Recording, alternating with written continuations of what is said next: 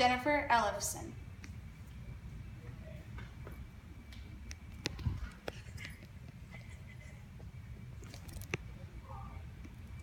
To space or bust.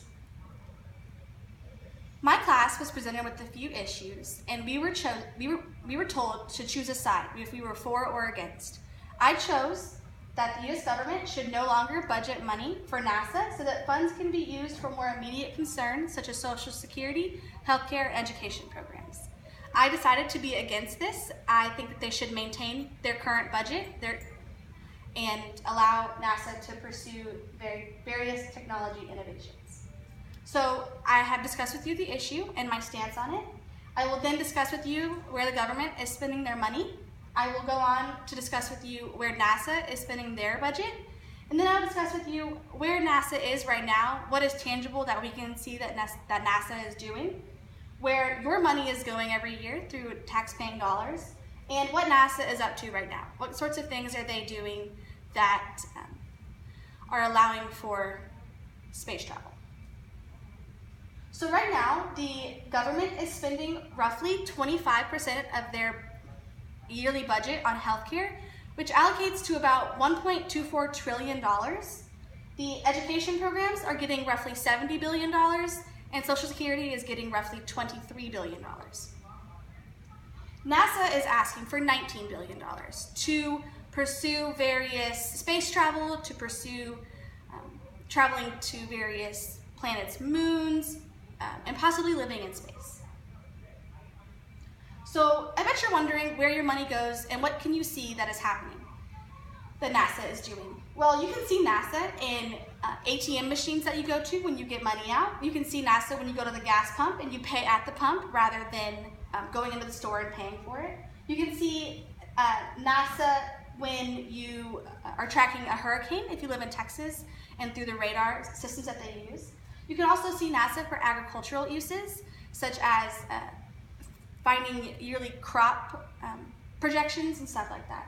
You can also see NASA in heart defibrillators, and so when they bring a loved one's heart back to life, NASA has participated in the creation of those tools, as well as breast cancer detection systems. They have put research into finding the best way to find those early on. Well, right now, NASA gets that $19 billion that they ask for every year. And what they are doing with that money is roughly $4 billion of those dollars are going into the International Space Station, such as astronauts living there, getting astronauts there, and sustaining life outside of the International Space Station. Roughly $5 billion of those dollars are going towards educational opportunities, such as research grants, scholarships, and other educational programs that NASA puts on for children and young teens and adults as well. So some things that NASA is doing right now that are pretty interesting is one of them is the Bigelow Expandable Activity Module. And what that is it's a portable pod that you attach to the International Space Station, and they're studying and researching it to see if it's viable for possibly living inside one of these on the planet of Mars. So what they're doing is they've attached it there. No one's living in it right now. However, they plan to have someone live there for about a year in 2017 to see if it's possible.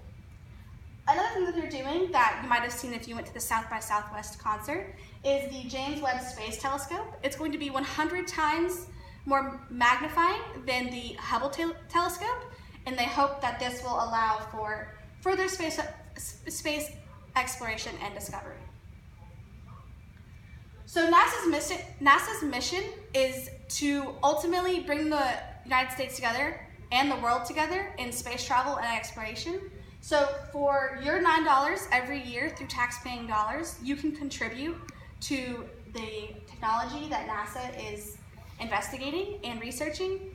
And ultimately, I feel as though if you take away money from NASA, you will be taking away money from education and money from your children's future.